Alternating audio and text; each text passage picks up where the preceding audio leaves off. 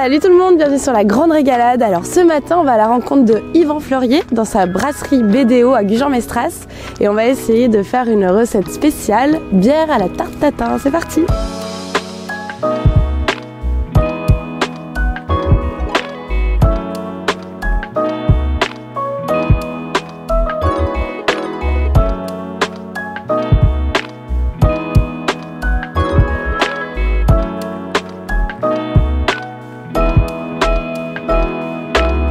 Salut Yvan! Salut, ça va? Ça va et toi? Bah, écoute, super. Je t'ai ramené une petite tarte tatin.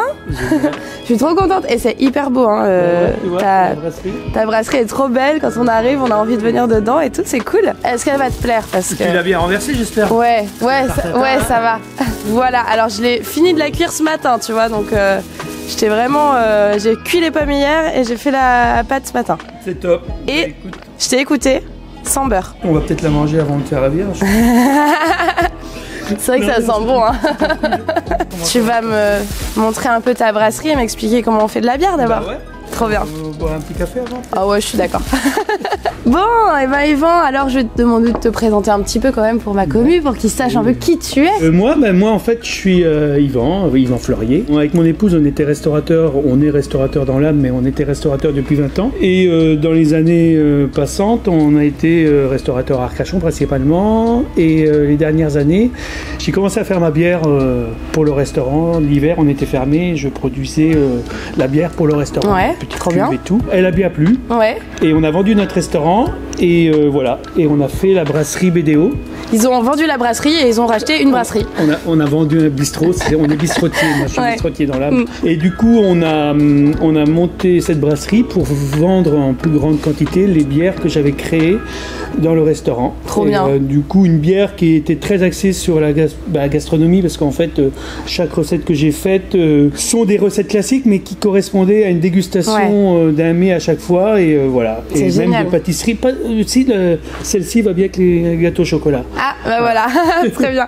Moi je les ai goûtées, elles sont super bonnes. En plus je crois que ça cartonne grave alors que ça fait pas très longtemps que t'es installé. Bah, nous ça fait 2 ans avec 2020-2021 qu'on est sur Arcachon, Gujan-Mestras et donc tout le bassin d'Arcachon on l'a inondé. Bordeaux, génial. Le Ferré, on a des bières qui partent dans le centre de la France chez mes frères à Sancerre. Bien sûr. Parce que je leur vends leur vin. C'est vrai que c'est comme ça qu'on s'est connus parce que moi je connais très bien ton frère Mathieu qui a pris les vignes avec mon cousin. C'est du ça, coup que vous avez en vu Haute-Loire. d'ailleurs. Voilà, exactement. Donc lui il est en Haute-Loire avec ton cousin, il est vigneron à Sancerre avec mon autre frère et cette osmose de famille fait qu'on distribue nos produits mutuellement. Génial. Moi je vends du Sancerre sur le bassin et eux ils nous vendent de la bière. C'est parfait. Voilà. Donc en plus vous avez le vin Fleurier aussi dans la brasserie et si vous allez à Sancerre vous avez la bière de Yvan. Voilà, donc ça c'est top. Bon tu vas nous expliquer comment on fait de la bière. Alors comment on fait de la bière?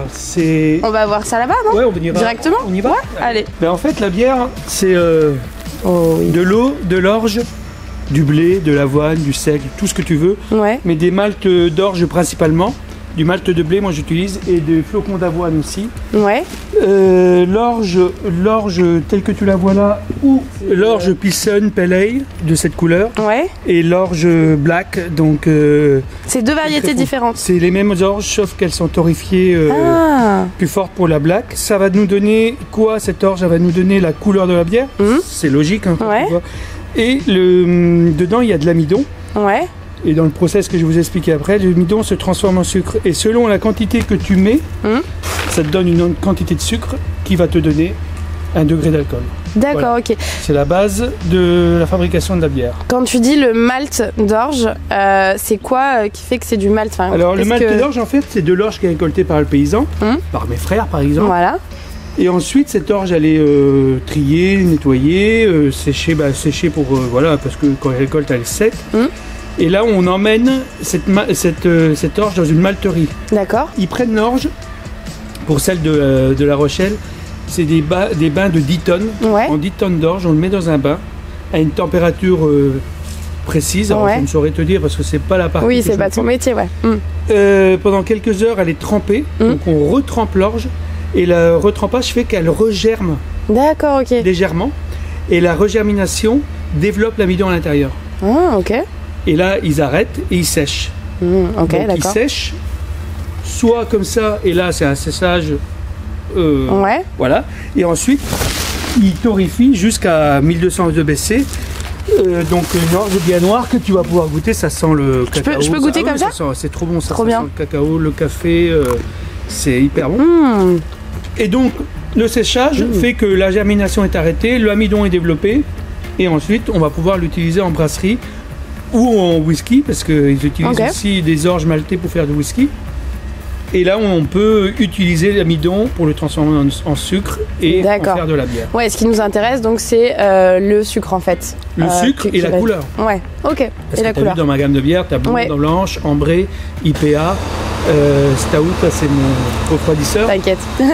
Du coup, en fait, pour faire 1000 litres de bière, les quantités que je produis moi, j'utilise environ, tu vois, 1, 2, 3, 4, 5, 6, 7, 8, 9, 10, environ 250 kg d'orge. D'accord. Donc ça, c'est la quantité moyenne que j'utilise. Donc cette quantité, je l'ai déterminée au départ en fonction des couleurs que je veux et du sucre. Ok. Et là, du coup, je vais ouvrir les sacs. Toujours avoir son layol sur soi, très important. Très bien. Cette recette, on part sur une recette ambrée. Donc la couleur va être ambrée. Dedans, j'ai mis du pale ale. Donc ça, c'est un malt d'orge léger qui donne le côté sympathique de blonde que tout le monde aime bien. J'ai mis du Munich. Alors le Munich, il est là, c'est un autre malt qui paraît être clair, mais qui va apporter son côté un peu plus ambré. Ouais. Et celui-là, le malt caramel. Oh, malt caramel. Ouais, il est un peu plus doré. Ah ouais, il est trop beau. Donc là, on est sur un malt qui va apporter vraiment le côté ambré que je veux. Et il apporte ce côté, tu sens qu'il est un peu sucré. Ouais. Il donne ce côté caramélisé. Il est trop bon. Voilà. Ça me donne envie de faire des pâtisseries avec. On va réfléchir à ça. Ouais. Du coup, là, c'est le travail des garçons. Ouais. Ah, les filles aussi. Ouais. J'ai des gros muscles, moi. Le malt va arriver ici, concassé. Et là, il y a un grand fauquet qui tourne. Génial. Qui va mélanger. C'est la première fois que je fais de la bière. Nos 250 kg de malt concassé dans 500 litres d'eau à une température de 68 degrés qui va descendre avec le froid du malt à 62 degrés. Et pendant 1 heure, ça va brasser, donc c'est ce qu'on appelle l'empâtage. Ok, d'accord. Donc là, ça concasse, ça envoie dans ma cuve d'empâtage qui, elle, commence à brasser. Ça tourne pendant 1 heure. Et pendant que ça tourne, donc ça récupère tout ce qu'il y a à récupérer dans le malt concassé, donc la couleur et c'est la saccharisation, ce qu'on appelle. L'amidon se transforme en sucre. Ah ok. Donc en fait c'est un peu comme de la pâtisserie quoi, c'est des recettes. De toute façon la bière c'est de la pâtisserie. Hein. Ouais.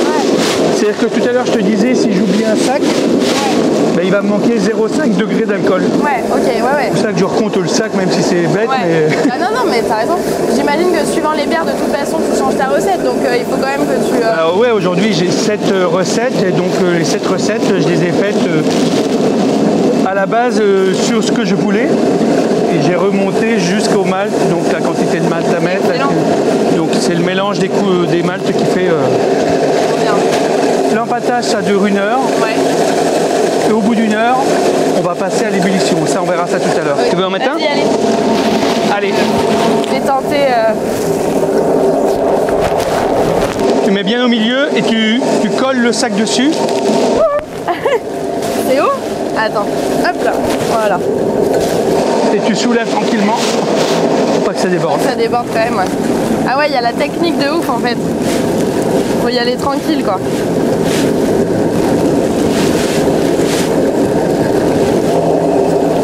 C'est bon. C'est bon, j'ai bien fait mon job. L'objectif, faut pas que je dépasse 68 pendant la première heure. Ok. Pour justement permettre au sucre fermenticible de bien se développer pendant l'empâtage. Donc là ça tourne pendant 1 heure. Ouais. Et du coup je maîtrise ma température. Alors, il y a un mode automatique mais moi je travaille à la mano. Je maîtrise ma température pour que ça tourne entre 62, 63 et 68. Ok d'accord. Et au bout d'1 heure, tu vas voir, on va être à 68. Et là, je vais augmenter la température en 10 minutes et je passe à 72. D'accord. Là, ça stoppe tout le processus de saccharisation. D'accord, ok. L'avenir de notre bière est entre mes mains. Je vérifie aussi toujours le concassage. Tout à l'heure, on parlait d'amidon. Tu vois l'amidon? Oui, oui, complètement, ouais, ok. C'est les morceaux blancs. Les blancs, là, ouais. Donc ces morceaux blancs, c'est ça qui, pendant l'heure d'empâtage, va se transformer en sucre par la saccharisation. Donc on va fermer. Et pendant 50 minutes, j'ai juste à vérifier que ma température monte à 66-67, pas ouais, plus. Pas plus, quoi. Ouais. Tu n'auras pas les sucres fermenticides qui vont se transformer en alcool. Ouais, donc après, on peut avoir un problème de trop de sucre dans le mou, chose qu'on évite en tout cas. Ouais, ok, d'accord, je savais pas ça. Au bout d'une heure, je stoppe le processus de brassage. Tout le mélange mou et drèche, donc grains qui deviennent des drèches. Je parlais de drèche tout à l'heure. Ouais. Les drèches, c'est le grain qui a été détrempé. Et un coup qu'on a enlevé tout le mou, c'est du grain humide qui va partir dans des grosses poubelles. Et pour le monsieur qui là, ça nourrit des moutons en ce moment. Génial! Ah, c'est bien, ça en aime. Je nourris des moutons, je nourris des cochons. Je donne à des jardins bio pour faire du compost. Ok, trop bien. Je cherche un pâtissier pour faire des crackers et des gâteaux aux drèches. Ah, oh, intéressant ça. Ouais, on va en discuter, je crois. On va voir tout à l'heure. C'est une matière première qui est hyper... Et ça se garde ou pas? Je pourrais en ramener à Paris? Il faut aller très vite. Celles-ci, tu pourras les emmener. Ouais. Il faut les mettre au congèle en fait. Faut les bah très bien, ouais. Tu prends, je pense, les drèches. Tu fais un mélange avec une bonne farine. De l'œuf, tu fais des crackers derrière, des petits gâteaux secs ou des petits gâteaux qui vont être fabuleux pour boire l'apéritif avec les bières. Ah j'ai trop envie de tester, je pense que je vais tester. Donc, ça. Je te donnerai tout à l'heure parce que ça c'est si tu pouvais m'en faire plein, ça serait génial. Grave, avec plaisir. Ok. Donc là on va laisser travailler pendant une heure, on va aller boire une bière ou un café. Ouais, voilà, très bien. Allez, c'est parti. Une heure d'empâtage. Viens voir. Là. 72, l'objectif est arrivé. Ah parfait. Du coup on voit bien que l'eau s'est bien mélangée avec le grain et le grain a bien transmis au mou, parce que c'est plus de l'eau, ce que je voulais. Génial. Donc la couleur et tout l'amidon s'est transformé en sucre. Donc là normalement on est au top. Donc là, première étape, je stoppe la chauffe. Ok. Je stoppe le tourniquet. Dedans, là, on a 500-600 litres de mou. Ok. Ce que j'appelle le mou, on est bien d'accord, c'est mon appellation à moi. C'est le mélange de l'empâtage. Ok. Donc la couleur, le sucre, c'est pas encore de la bière. Là, on n'est pas encore que de la bière. Ouais. Je vais ouvrir tout à l'heure ces robinets. On va envoyer ça dans cette cuve de décompression parce que ça sort le mou par ici. Et à partir de là, c'est aspiré par cette pompe et envoyé dans cette cuve. Ah ouais, ok. Tu vas brancher un tuyau. Ouais. Ah oula. Attention. Alors, dis-moi tout. On met là, le joint. Comme ça. Et tu mets un collier autour. C'est ce qu'on appelle un clamp. Ah, trop bien. Et je serre. On va voir si j'ai bien mis le tuyau. Si ça part pas dans tous les sens, c'est que c'est bon. Ça y est. Là, on est au top. Bon. Je vais te laisser ouvrir la première cannelle. Ok. C'est celle-ci. Ouais. Tu tires et tu ouvres. Ok. À fond? Ouais. Ok. Deuxième cannelle. Ah, j'adore. Les rouages. Le mou va arriver ici. Ah, génial. Donc là, on va goûter. Trop bien. Oh. Ah ouais, c'est sucré. Donc là, on est sur le mou qui va être mis en ébullition. Génial. Et là, tu récupères en fait tout ce qui reste, en la fait, ça, drèche. c'est un dernier filtre.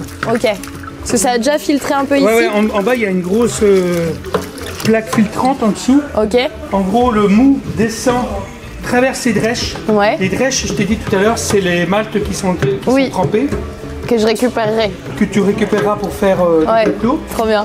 Ou pour faire de la farine, parce qu'on peut faire de la farine aussi, on n'a pas dit tout à l'heure. Ouais, c'est bien ça. Si on le fait sécher. Je le fais sécher, ouais. Tu peux faire de la farine. Je peux faire sécher au four, très basse température. Il y a moyen de faire des je vais tester ça. Donc là, le mou traverse tranquillement. Ouais. Il va sortir par ce robinet-là. Au début, ça colmate un petit peu. Il faut moi j'ai à la mano. Moi, tu sais, moi je suis un cuisinier. Ok, il y a le geste, bah oui. Voilà, moi j'ai mes habitudes. Trop bien. Il y a des brasseries où c'est tout automatique. Il y a d'autres brasseries, ils font ça tout à la mano mais complet. Ah ouais. Moi j'ai fait l'intermédiaire, donc il y a des pompes qui aspirent. Il y a de la gravité, là c'est de la gravité qui vient. Donc là, j'ai branché mon tuyau. Ouais. Hop, ça va rentrer dans celui-là. Ouais. Ça, c'est tout un système de poignée, c'est excellent. De poignée, faut pas se tromper parce que. Donc là, ça va, hop, ça aspire. Là, on fait attention que ça déborde pas. Ok. Tu veux que je continue à brasser un peu? Là, c'est l'eau qui chauffe ici ou Là, c'est l'eau qui passe là, le mou. Je regarde. Je hurle si ça déborde, c'est ça? Wouh. J'adore.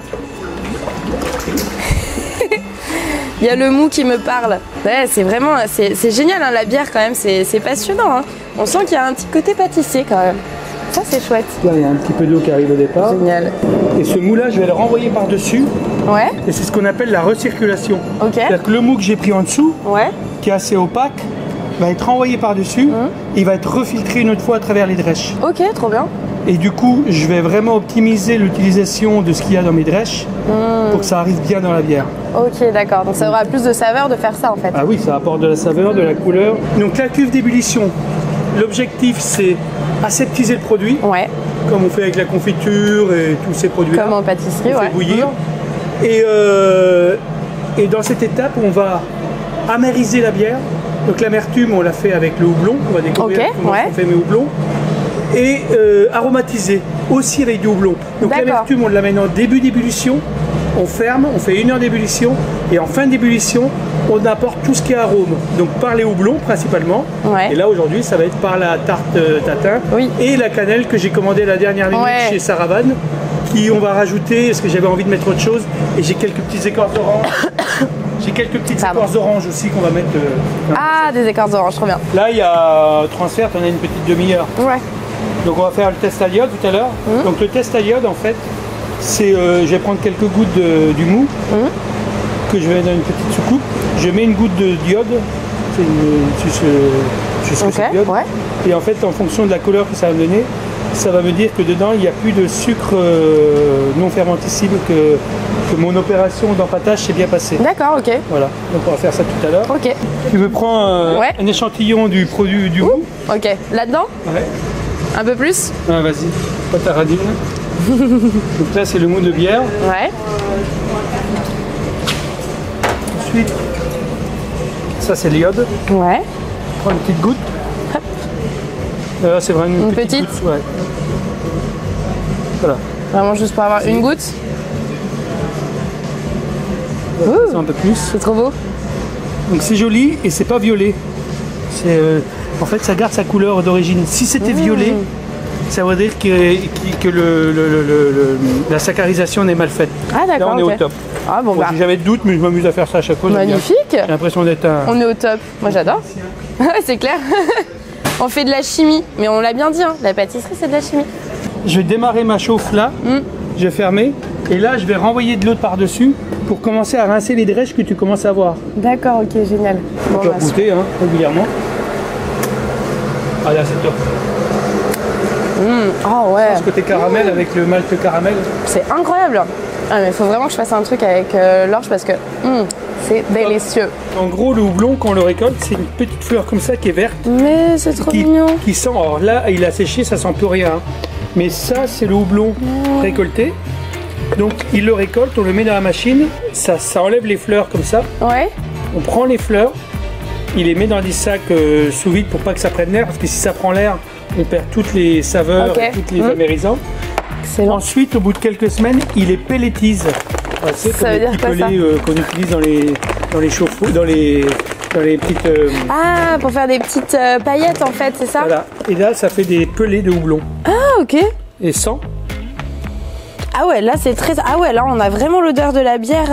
Donc le Sovereign. Donc le Sovereign, on va faire 1,1 kg pour l'amertume. Ouais. Et donc, la fleur que tu as vue tout à l'heure, elle est passée dans une machine à peler. Et ça sort des pelés. Pour la bonne raison, c'est que ça se conserve plus compacté. Ouais. Ça prend moins de place parce qu'on peut utiliser les fleurs pour brasser. Mais le problème, ça fait beaucoup de stockage. Ouais, des gros sacs de fleurs. Oui, c'est vrai que ça fait. Là, toi, tu vas faire 1,1 kg. Ouais. Là, j'ai 5 kg là-dedans. Ok, parfait. La blonde, je mets du chinook. Ouais. Et le chinook lui donne un côté agrume. Oh, sympa. Là, celui-là va donner un petit côté. Celui qu'on va mettre là, les 400 grammes de celui-là, va donner un petit côté floral, thé à la menthe. Oh, génial. Voilà. Et c'est vrai que ça sent très fort et ça sent vraiment la IPA pour moi. Parce qu'une IPA, c'est renforcé en houblon. En fait, le houblon, c'est ce qui donne l'amertume et les parfums. Et dans les IPA, on met beaucoup plus de parfums et oui, c'est ça. De houblon que dans une bière classique. D'accord, ok. Je te laisse prendre ça. Merci. Et on va à la cuve d'ébullition. Allez, allons à la cuve d'ébullition. On va attendre un petit peu. Ok, faut qu'on soit à 100 degrés. Voilà. Pendant ce temps-là, on va commencer à préparer le dédrachage. Allez! On va les mettre dessus. Donc là, il y aura un petit peu de travail physique qui va... T'inquiète, j'ai des muscles. Donc là-dedans, on est bien d'accord, on avait l'empâtage avec tout le mou qui n'est plus là puisqu'il est envoyé dans la cuve d'ébullition. Ouais. Qui va ouvrir la porte du bonheur. Alors? Vas-y, c'est un coffre-fort. Il faut que j'ouvre en même temps ou... Bah, double haut. C'est dans ce sens-là? Ouais. Pétard, ça se mérite le trésor. Hop, fais celle du bas. Ah, il l'a plus serré. Non, c'est bon. Je vais leur montrer que j'ai un peu de force quand même. Que je fais pas que des vidéos. En ce temps-là, notre ébullition est en train de se finir. De commencer à être à 100 degrés. Ah, ça c'est bien. Alors, hop, j'ouvre un peu là. Alors, on va faire celui-là. Attention. Allez, je te laisse le plaisir d'ouvrir. Et là. Oh, mais non. Voilà. Oh, ce délire. Excellent. Laurent Barre. J'adore. Donc, voici les drèches. T'imagines si tu ouvres cette porte? J'ouvre J'adore. la porte du dessus pour que les vapeurs partent. Génial. J'adore. On peut commencer à dédrécher, donc voilà, à toi l'honneur. J'adore. Donc là, on va remplir environ 6 poubelles comme ça. C'est très satisfaisant de faire ça. Attention, parce que c'est comme en pâtisserie. Au pétard. On va mettre le houblon, il est à 0,2 degrés, et là on est à 100, donc ça va partir en ébullition. Donc je vais fermer très rapidement. Ok, donc faut que j'y aille rapidement, quoi. Ouais, et tu me jettes tout, pas le truc, et tu te brûles pas la main. Voilà, c'est déjà, il y a déjà pas mal de... Ouais, et je vais réussir à le mettre là, sans faire de bêtises? Ouais. On y va tous les deux. Tu veux que je ferme sinon? Génial. Voilà. J'adore. On a tout mis? Ouais, c'est bon. Donc là, maintenant, j'ai fermé. On n'ouvre plus jusqu'à dans 1 heure. Trop bien. Dans 50 minutes, on va peut-être ouvrir, parce qu'on va broyer du coriandre qui vient de chez Saravan aussi. Oh, trop bien. Du coriandre, on va mettre un peu de coriandre pour donner un petit côté épicé à cette bière. Je suis complètement pour. Allez, nickel. Bon, pendant qu'Yvan finit de dédrécher, 250, 125 et 125, et de la cannelle. C'est parti.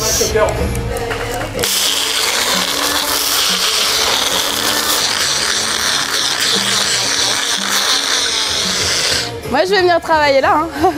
Comme ça. Ouais, ça va. C'est pas mal, nickel. On rigole pas avec les arômes. Oh, elles sont trop bon. C'est pas de la coriandre de débutant là, hein. Alors, petite coriandre à l'intérieur. Ça, c'est des écorces d'orange. Ouais. Magnifique. Ça va être délicieux. Oh là là, c'est incroyable.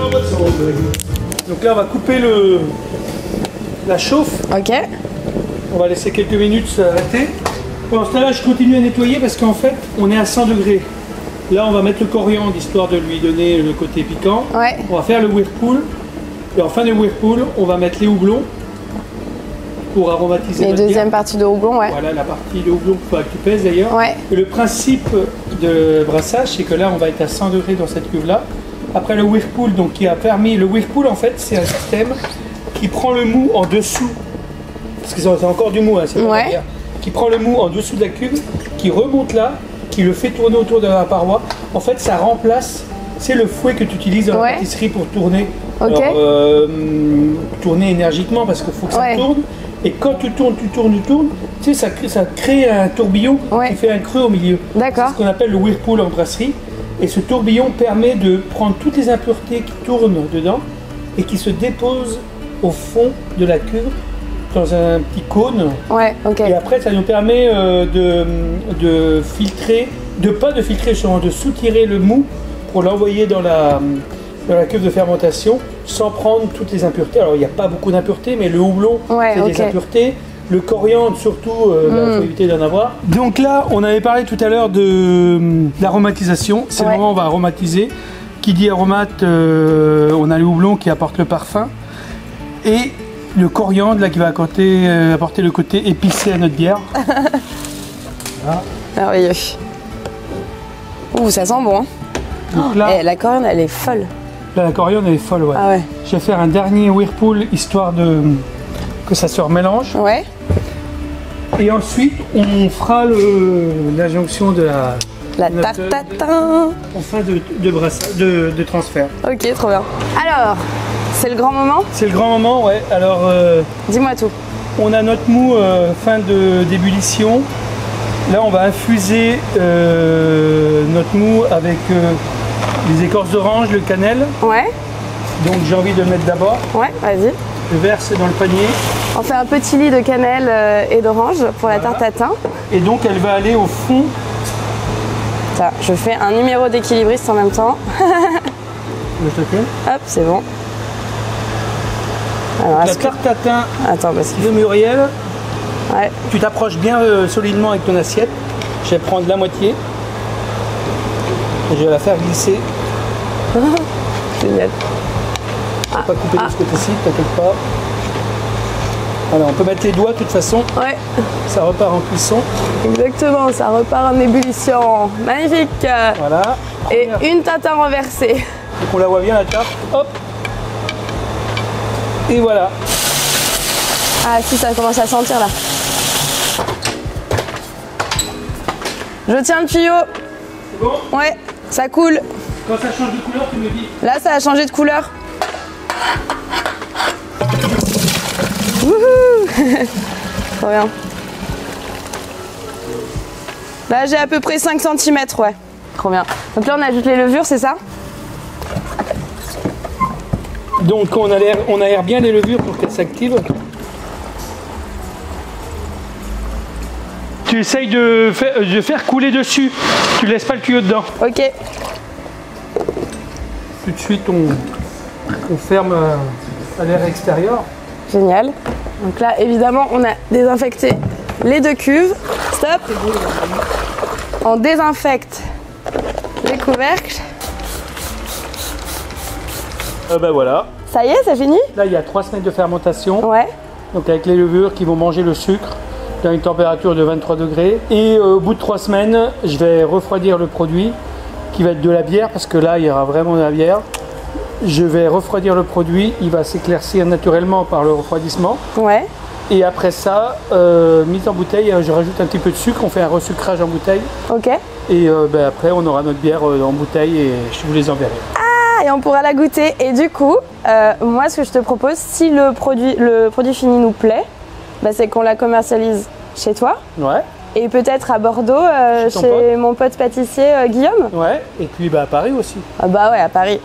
Donc, direct by me. Pour les privilégiés uniquement. Et puis si on n'a pas tout bu, on vous la commercialise. Bon, et du coup, n'oubliez pas de vous abonner, n'oubliez pas de mettre des pouces bleus. Et si vous voulez toutes les actus et savoir quand est-ce qu'elle va sortir, c'est sur Instagram que ça va se passer. Parce que je vous donnerai toutes les infos. Donc Muriel_Cuvelier, vous le savez déjà. Et toi, c'est BDO, Brasserie BDO. Brasserie BDO. Et c'est à Gujan-Mestras, allée de Ney. Allez de Ney, et sur Instagram c'est Brasserie BDO. Ok, N-A-Y à Gujan-Mestras, il a plein d'autres bières incroyables. Et voilà, je vous dis à très vite, salut. Ciao. Et merci Yvan. Ciao.